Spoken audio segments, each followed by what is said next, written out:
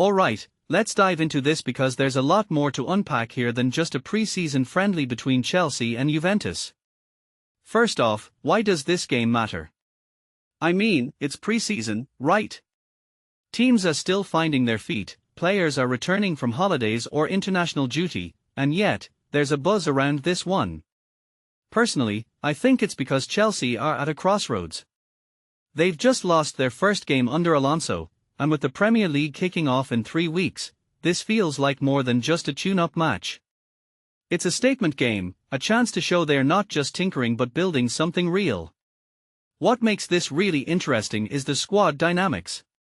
Mykhailo Mudryk, for instance, is back after a doping ban, a detail I find fascinating because it's not just about his fitness. It's about reintegrating a player who's been out of the spotlight since November 2024. Alonso's comments about him not being ready for 90 minutes are telling. In my opinion, this isn't just about physical conditioning, it's about mental readiness and how quickly he can slot back into the team's rhythm. If you take a step back and think about it, this is a microcosm of Chelsea's broader challenge, balancing new signings, returning stars, and players still catching up after the World Cup. Speaking of new signings, Danny Welbeck and Geovany Quenda are in the mix. Welbeck's arrival from Brighton feels like a pragmatic move, a proven Premier League player who can offer experience. But Quenda? Now, that's the one that excites me. A 19-year-old winger from Sporting, he's the kind of young talent Chelsea have been trying to integrate into their squad. What this really suggests is that Alonso isn't just focusing on the here and now, he's building for the future. One thing that immediately stands out is how Quenda's inclusion could signal a shift in Chelsea's attacking strategy, more pace, more creativity, and maybe a bit more unpredictability. But here's where it gets tricky, the fitness doubts. Cole Palmer and Levi Colwill are question marks, and that's a concern. Palmer, in particular, is a player who could be key to Chelsea's midfield fluidity. What many people don't realize is that pre-season injuries can have a ripple effect. If these players aren't up to speed by the start of the season, it could derail Chelsea's momentum before they'd even begun. This raises a deeper question: how much risk is Alonso willing to take with his lineup? Is he going to push players like Mudryk and Quenda into action sooner than ideal, or will he play it safe?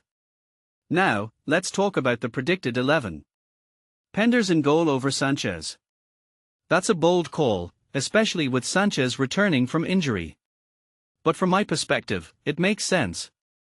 Penders has been with the squad longer, and this could be a test of his readiness to step up.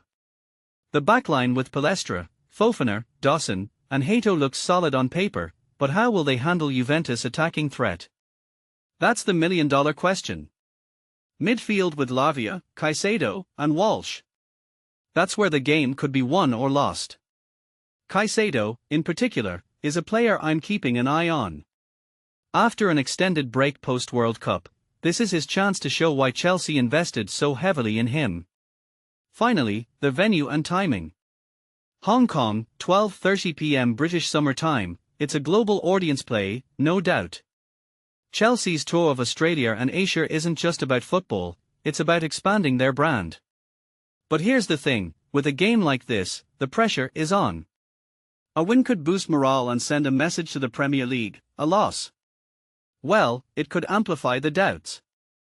Personally, I think this game is less about the result and more about the performance. Are Chelsea evolving, or are they still stuck in transition? So, here's my closing thought: this isn't just a pre-season friendly. It's a snapshot of where Chelsea are and where they are headed. Alonso's got a puzzle to solve, and this game is a piece of it. Will it all come together? Only time will tell. But one thing's for sure, I'll be watching closely. What about you? Let me know your thoughts in the comments below. Are Chelsea on the right track, or is there still work to be done? Let's discuss.